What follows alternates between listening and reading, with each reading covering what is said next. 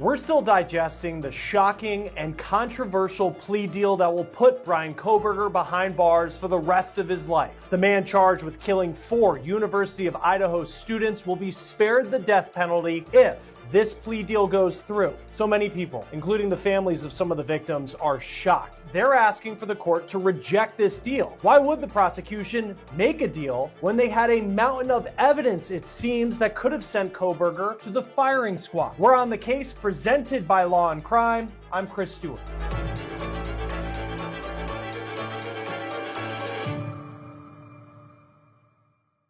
Jury selection was set to begin in the trial of Bryan Kohberger little more than a month from now on August 4th. But then yesterday, this bombshell drops that Bryan Kohberger will not stand trial because he's accepted a plea deal. Under this deal, Kohberger is pleading guilty to all the charges he faces: the murders of Kaylee Gonsalves, Madison Mogen, Zena Kernodle, and Ethan Chapin. Kohberger will serve 4 consecutive life sentences, and he also gets the maximum 10 years on a burglary charge. As part of this deal, he can't appeal, so if this goes through, that is it. Kohberger, though, gets to live out his days in prison, not on death row in Idaho, where he could have been put to death by firing squad.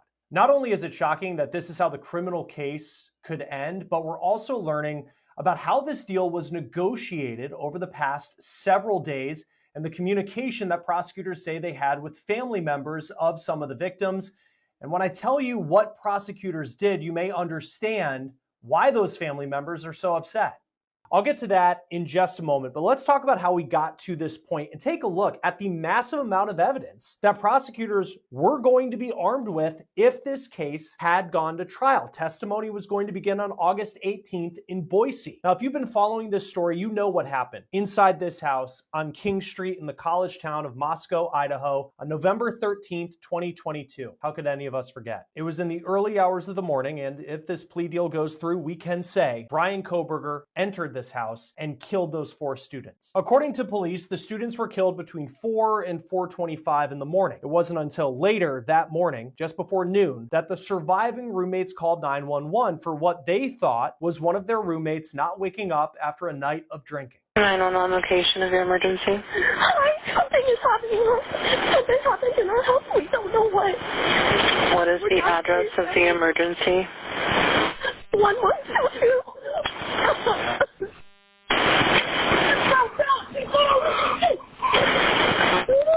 What is the rest of the address? Oh, Kings Road. Okay. And is that a house or an apartment? It's a house. Can you repeat the address to make sure that I have it right? I'll talk to you guys. We live at the White, so we're next to them. I need someone to repeat the address for verification. The address? Then on that call, one of the surviving roommates tries to explain what they say they saw early in the morning. And tell me exactly what's going on.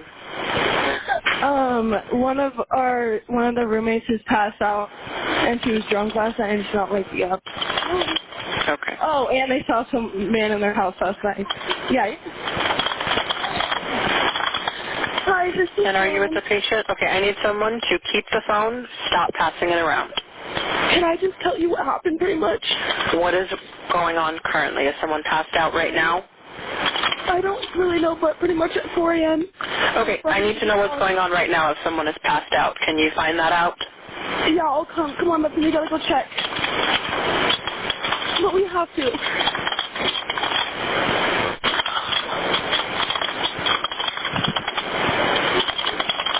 Is he passed out?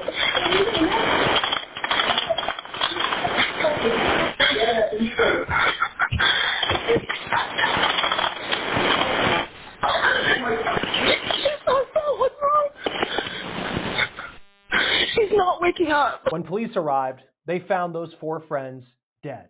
They had all been stabbed to death. Later, we would learn one of the surviving roommates said that they saw a man in their house early in the morning and that he had bushy eyebrows. For weeks, police investigated without making an arrest, but they had more evidence than they were letting on. On December 30th, they announced they had arrested a 30-year-old PhD criminology student from nearby Washington State University. His name was Bryan Kohberger. Good afternoon, folks. My name is Bill Thompson. I'm the Latell County prosecutor. And it's sad to be here, but happy to be here at the same time. As Chief Fry indicated, a criminal complaint was filed yesterday here in Latah County, charging the defendant, Mr. Kohberger, with 4 counts of first-degree murder, in addition to felony burglary, which involves entering the residence with the intent to commit the crime of murder. Kohberger was originally from Pennsylvania. He was arrested at his parents' house in the Poconos. Here's video from when he was flown back to Idaho after his arrest. 2 weeks before his arrest, though, police had pulled him over twice in Indiana while he was driving back for winter break with his dad cross country. Before we get back to this episode of On the Case, I want to bring you a law and crime legal alert. Did you know that children under 21 are being diagnosed with serious conditions like type 2 diabetes and non-alcoholic fatty liver disease, and there's research potentially linking ultra-processed foods to these outcomes? Our partners at Morgan & Morgan are stepping in to fight to hold food companies accountable. With decades of experience fighting large corporations, they're ready to stand up for families who deserve justice. So if your child under 21's been diagnosed with type 2 diabetes or non-alcoholic fatty liver disease, go to www.forthepeople.com/food. You can also scan the QR code on your screen or click the link below for more information. Here's body cam video from the first traffic stop, and you can see Kohberger behind the wheel. Then here's the second traffic stop by Indiana State Police later that day. Hello. How you doing? How y'all doing today? Good, good. Take a look at your driver's license real quick if I could. See, he's right up on that van, man. He was right up on the back end of that van. Pulled you over for tailgating. Is this your car? Okay. Cool. Where are you headed? Well, we're coming from WSU, and we're standing early. What's WSU? Yeah, I go to university basically. They were listening to this incident that was occurring up there. It was a shooting incident. That is SWAT team and everything. So we're okay. I'm having a hard time hearing you because of the traffic. So you're coming from Washington State University? Yeah. And you're going where? Oh. We're going to be going to Pennsylvania. Oh, okay. Mountains. Yep. So we're slightly punchy because we're driving for hours. Hours, days. Hours to drive. Well, almost a day. Okay. And what did you say about some SWAT team thing? Or Yeah, there was a mass shooting and everything. Where? This was on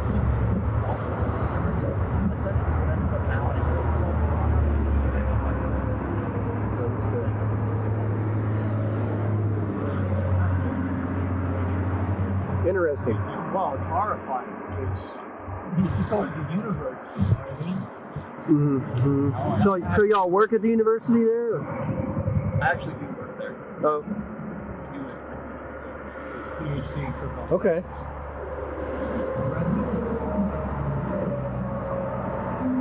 Okay.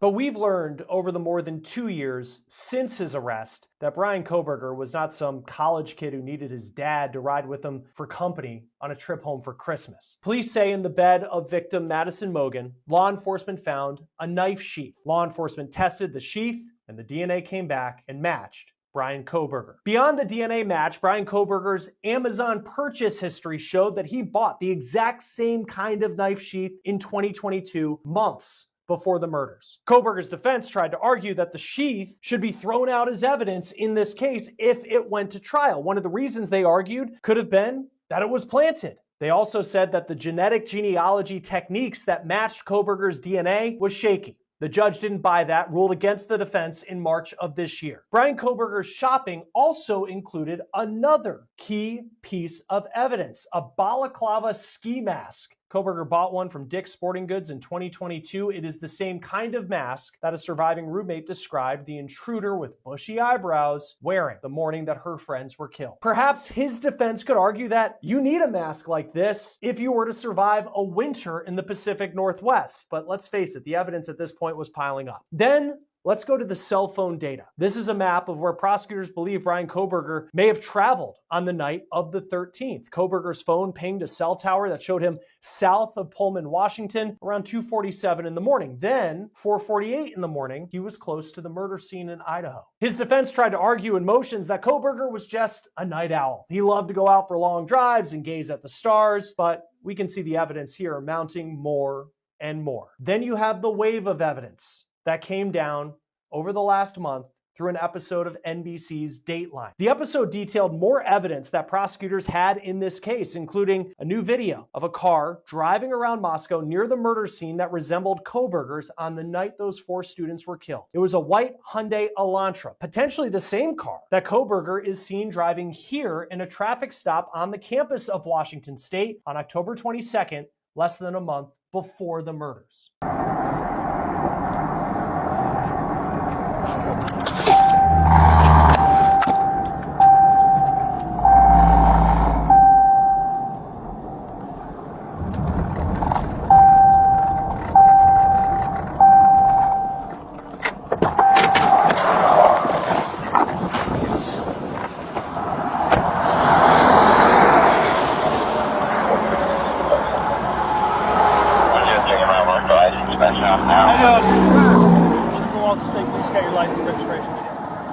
Stopped me when you were driving by me there. You're a little too close to the back of that semi. You got one car between you and the back of this trailer. We're about one car going 10 miles an hour, so we're going 60 or 70 miles an hour.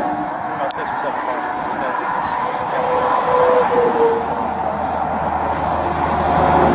Oh, you guys did? Yeah, and you said that. So. Not only was Kohberger's car potentially spotted on camera, one of the victims, Zener Kernodle, ordered food around 4 o'clock in the morning on DoorDash. That's right before police say she was murdered. That DoorDash driver says she saw Kohberger. Jimmy, this is 2 different ones. Jordan's not talking to me. Please. Are you coming? This is body cam video we received over the past 2 weeks. It's of a woman who was arrested in Washington State, and she claimed that she was the DoorDash driver. This is her being interviewed after she was arrested for DUI. And then now I have to testify.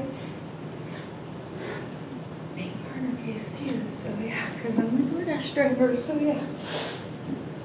You have to testify in which murder case? Murder case with the college girls. Oh. My DoorDash driver, I saw Bryan there. Very innocent.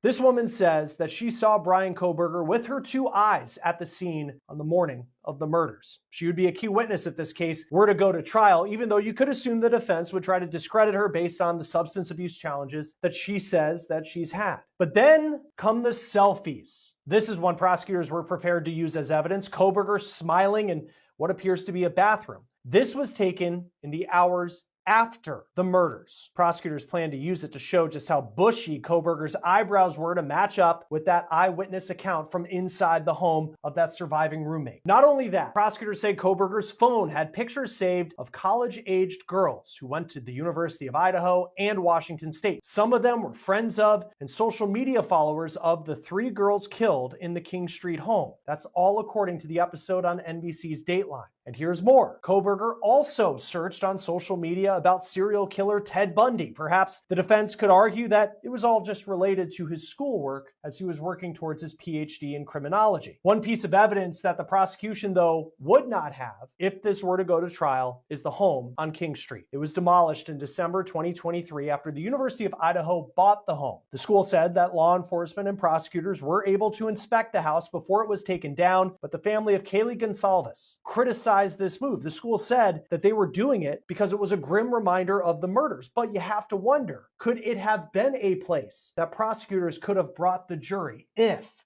this case had gone to trial? In the days after the murders, as the story gained national attention, prosecutors also say internet search history shows that Bryan Kohberger watched content about the murders that had happened in Moscow, even watched content here on Law and Crime. Throughout the lead up to the August trial date, Kohberger's defense tried to get a lot of the evidence that we've been talking about excluded from a trial, but many of their motions were denied. This past week, the judge denied the defense the ability to present an argument that there are other people who should be looked at as the suspect for these murders. If found guilty at trial, Kohberger would have faced the death penalty, and in Idaho, that is by firing squad. The defense tried to argue that Kohberger is on the autism spectrum and therefore he should be excluded from the death penalty, but the judge denied that motion as well. So let's get into how this plea deal came about. According to ABC News, it was the defense that came to the prosecution last week asking to be presented with an offer. In their letters to families, prosecutors say they met with family members and then they made a formal offer to the defense. And victims' family members are not happy about it. Kaylee Gonzalez's family posted on Facebook within minutes of the news of a deal going public that they're mad. They went on to say, quote, "I would like to clarify a couple of things. We did talk to the prosecution on Friday about the possibility of a plea deal, and it was a hard no from our family. Sunday night, we received an email that sent us scrambling. We immediately jumped into panic mode and started making phone calls and sending emails. We met with prosecution again today to reiterate our views on pushing for the death penalty. Unfortunately, all of our efforts did not matter. We did our best. We fought harder than anyone could ever imagine. Please do not argue or try to tell us that we should have done this or that. We gave it 200% for the last 2 years and 7 months. One day, we will tell you all what we have really been through from day one. You will all be shocked. We fought a long battle, but we lost the war. We did gain an army of love that we know will always stand by us. We have so much love for each and every one of you. You all gave us strength when we felt like we couldn't take another step, called us off the ledge when we were ready to wave the white flag, and most importantly, prayed for us when we were in utter despair and hopeless. So much love to all of you." Zena Kernodle's aunt told TMZ that she too is angry. She met with the prosecutors as well, and she said she told them no to a plea deal. In their letters to families announcing the deal, prosecutors say they moved forward with the deal to spare families a trial and years of appeals that could come with a death penalty sentence. Let's dive more into this recent development out of Idaho with retired FBI agent Bobby Chacon. Bobby, I know you've been talking about this case for many years, as so many of us had. Just first, what was your reaction when you heard of this plea deal last night? I was a little surprised. I think, it's late in the game. The trials are getting close, and he was denied. I mean, I guess I shouldn't be surprised because he was denied an extension. The defense was losing a lot of its pretrial motions, and those are the motions that they kind of try to position themselves for good things for them at trial, and they kept kind of losing those pretrial motions. And so I think that they got to the point where, they felt this might be the better deal, considering that the death penalty was still on the table. Right. And in Idaho, it could have been the firing squad, though, who knows when that would have happened if he was found guilty of that, with just how the appeals process works. I don't know what it's like to be a prosecutor, to the pressure that they are under, especially in a high profile case, but you do have family members of some of the victims who have come forward saying that this is not what they wanted. In your experience, what type of impact do the wishes of a family have when making a decision like this where, look, at the end of the day, Bryan Kohberger, if this goes through, is going to spend the rest of his life in prison and there's no appeal process or anything like that? Yeah, it's interesting. And not to sound, callous, but, I was an investigator. My job was always to get the bad guy off the street and into jail. And I never really considered myself a victim's advocate. My focus was almost solely on the perpetrator. And I worked with prosecutors who felt the same way. While we did, always consider the families of the victims, and we had victim witness counselors and specialists that dealt with the family. And so it's different because the prosecutors do not work for the families. They work for the people of the state of Idaho, and, keeping them safe and taking this guy off the street and not risking him ever getting out again is part of their job. And, and prosecutors often loathe the term slam dunk case because there never really is. I've taken several of my investigations that I was sure I had what would be considered a slam dunk case. to trial. And once that jury gets it, I was very surprised, in fact, especially my first few trials, how uncomfortable I was when those 12 people disappeared in the back of the courtroom. And I'm like, well, they could decide anything they want. I've been living this case 3, 4, 5 years. I've investigated it. I've interviewed everybody. I've done the surveillance. But now it's up to 12 people who knew nothing about the case, knew nothing about the people before this trial started. And it's a very, uncomfortable feeling that it could go either way. And so, the prosecutors felt in this case that they had a very strong case. And they felt like taking Bryan Kohberger out of the public, will keep the people of Idaho safer in the long run rather than going to trial. And quite frankly, you never know what might happen at trial. Yeah, and again, I mean, they have filed so many motions over the past several years trying to exclude evidence. And even if that wouldn't have led to a conviction, I could see where the prosecution would say the amount of appeals that his team could file for decades to just string this thing out. I do understand that perspective, and I understand the family's frustration as well, because they have had to live this, and they'll live it for the rest of their lives, but they also, this trial, jury selection was going to begin on August 4th. And I think about the evidence too that prosecutors had in this case and what they could have had in a trial. For you as an investigator, if you had to say this was the damning piece of evidence, the smoking gun, if you will, for Bryan Kohberger, what stands out to you?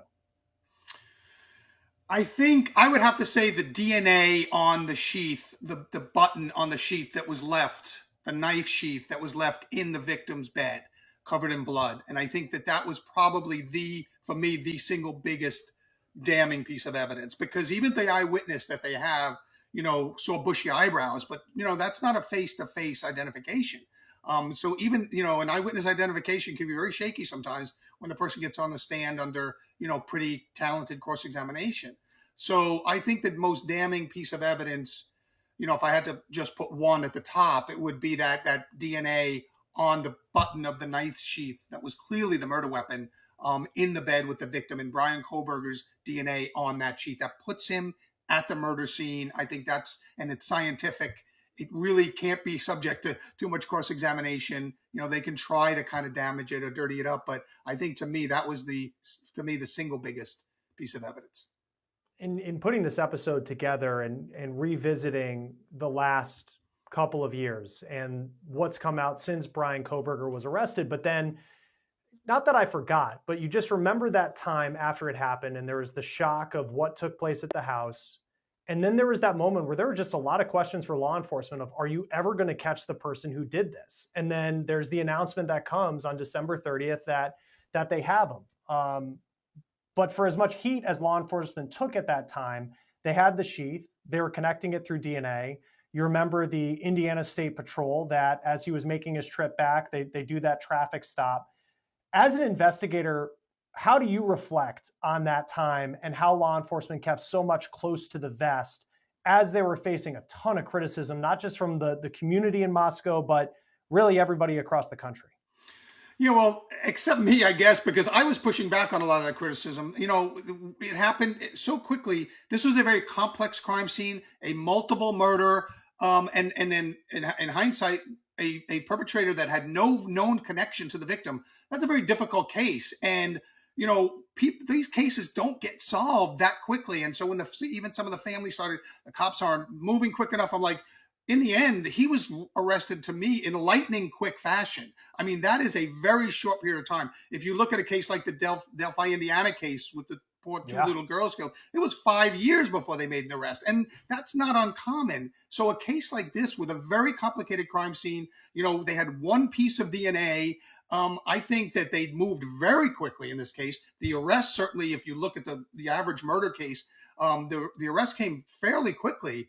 Of course, most murderers, if they're connected to their victims, it happens quicker. But when you have a perpetrator that has no known connection to the victim, this happened rather quickly. And I think that, there was great police work done in this case to bring Bryan Kohberger, in custody that quickly. And then even beyond just the knife sheath, which DNA connects to him, Amazon shows that he had bought the knife sheath. Then you add in the cell phone location, the Dateline episode comes out showing the selfie, shows the video. It just seems like it was this mounting, just the evidence just continued to mount over time. One piece of evidence that prosecutors won't have is the house, because that was destroyed by the university. I think of, had this gone to trial, I mean, taking the jury into that home, how that could have had an impact on them if you were prosecutors. What did you make of the decision to destroy the house ahead of a trial? Yeah, I didn't mind it at all because not every jury actually goes to the scene of the crime, and I'm not a big fan of that move anyway. I think that, juries can kind of read into too much if they get. Now, remember that they were, crime scenes traditionally have extensive photographs. In this case, they did laser line scans. They could have put a 3D rendering in the courtroom of that entire house that probably could have given you as good a view as if you were there yourself.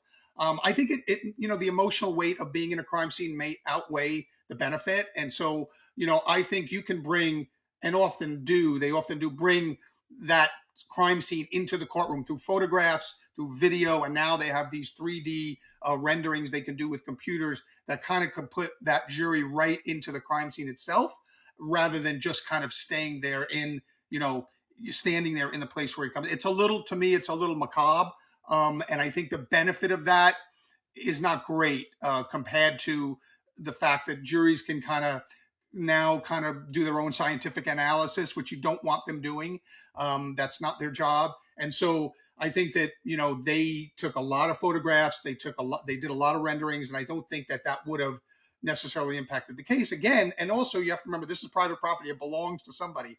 You're going to unduly burden a property owner with having to hold on to this this trial was actually going to happen quickly, but it could have been extended, even much further than this. So I don't think it was really that terrible a decision to allow the property to go. They got every piece of evidentiary value out of that location that they were going to get anyway, other than the jury actually walking through it, which I don't think is a big benefit. You've investigated some really bad people in your career. I mean, that comes with the line of work and working in the FBI. And Bryan Kohberger is going to be a name that I don't think people are going to forget for a long time. What are some of the big questions you still have about him and what led up to these murders, that if he accepts this plea, that he is admitting that he did? Yeah, and I think the important thing, and everyone should remember, he's going to have to allocute on the record. What that means is he's going to have to stand up in front of a judge, on the record, and it's got to be recorded, and he's got to admit what he did. He's got to admit that he did all of the elements of the crime that constitutes the crime that he's pleading guilty to. So he has to admit to the murders. Now, we may not get every single detail, but we're going to have to get a lot of details, and different judges required the defendants to kind of go into a little more detail than other judges. But, we're going to hear from Bryan Kohberger himself on the record about what he did. He's got to admit that on the record. They have to have it, as part of the court record. He's got to admit it. The judge may question him about, pull more facts out of him, because I've seen defendants allocute to crimes and they don't want to admit the whole thing. And the judge says, no, you have to tell me what you did. You have to tell me this, this, and this, because you have to meet the elements of the crime according to the statute of that state. And so we're going to find out from Bryan Kohberger himself on the record, what he did. That might not include motive, because motive oftentimes is not an element of the crime of murder, unless it's a hate crime or something like that. So we may not end up knowing that, but we're certainly going to know the physical acts that he carried out, to commit these murders. And so some of the mystery of his movements through the house and that we've been kind of speculating about, hopefully those things are going to be answered. The sequence is going to be answered. The why of it may or may not come through, but I've always considered the why, when you have a psychopathic murderer, their whys are not going to be any satisfying to us at all anyway. So I think we're going to find out his movements through the house, how it actually went down once he gets on the record and has to allocate to these crimes. And when he goes on the record, because though he's been in court for a ton of hearings, it's usually, yes, one word type confirming he was there, and then his attorney does the talking. In the type of hearing we're expecting tomorrow in Boise, is he going to have to say more? Is he going to have to address the family members who may be in the gallery? Yeah, it all depends on the judge. He may put the allocution off to another date, or he may take it tomorrow. I hope he takes it tomorrow, and so that then everything can be kind of settled. I don't know what the status is because each state is different. I don't know what the status is of victim impact statements are on a plea deal like this. Normally, when someone's sentenced, prior to sentencing, a judge will hear those victim, or a jury will hear those victim impact statements, and they're really geared towards, urging a heavier sentence usually. In this case, there is no heavier sentence. He's going to get what he's going to get. As you said, he's going to get life without the possibility of parole and waive all appeals. So those victim impact statements, I don't know if they're going to be given, but if they are, they're not going to impact the sentencing, so to speak, because, he's already agreed to take the highest sentence possible, which is life with no parole, no appeal. So I don't know what we're going to hear tomorrow. The judge could put it off because the plea deal is brand new. The judge might want to review the deal. But it could be anywhere from delaying it till, another day next week or whatever, or it could be tomorrow. Well, we hear from Bryan Kohberger himself about what he did that night. And I know you're not an attorney, but you know these cases as well as anyone. I know the family of Kaylee Gonsalves is calling on people to call Judge Hippler and tell him to reject this plea deal, which a judge theoretically could do. In your experience, what is the bar that a judge is looking for in accepting a plea deal as fair? Okay. Well, actually, I am an attorney. There we go. I apologize. I feel like I knew that too. I was saying it and I was okay. Like, wait a second, but no, go ahead. Sorry about that. Okay. Well, that helps then. Sure. I mean, the judge, and again, every judge is different, but the judge really just has to kind of check off that everything was done properly procedurally. There is criminal procedure that has to be followed. So they're going to look at whether the right representations were made, whether he's doing this under duress, not under duress. He's going to look at, the basically what we call the four corners, the square of the deal. And the judge doesn't usually put himself in the position of this is a good deal or not a good deal. That's the prosecutor's discretion. The prosecutor has the discretion to enter into this deal. It's only if it's an improper deal. In other words, if they improperly coerced the deal, or they didn't tell the defense all of the things they had, any exculpatory material and discovery, things like that. So the judge really isn't there to pass judgment on whether the prosecutor should have made the deal or not, because that's, again, prosecutor discretion. That's what the prosecutor's job is. And so, and believe me, because there are certain systems overseas in Europe and things like that where the judges make the deals, where there are no juries and you have a 3-judge tribunal a lot of times hold the trial. But in this case, I think the judge will look just to make sure that all the I's are dotted and the T's are crossed, and that everybody's kind of met their burden, that the defense has met its burden of reviewing and doing right for their client. So, he can't later argue an ineffective assistance of counsel thing, which, is not a direct legal appeal issue, but he can say, hey, my attorneys kind of told me to go into this deal and they were wrong and it was a bad deal. So the judge will make sure that Bryan Kohberger's rights were protected by his attorneys in this process, and they'll make sure that the prosecutors acted properly in providing all the information and providing the right deal. And so I don't think the judge will enter into whether or not the judge personally feels that this is a deal that should have been made or not made. And with that, it was the defense that approached the prosecution. So their ability to present a defense, if this has gone to trial, of, well, wait, there's all these other suspects that police should have looked at, not our guy, Bryan Kohberger, that gets denied. And then apparently the defense reaches out to the prosecution and says, hey, make us a deal, make us an offer. How common is it that that's the way that these things play out?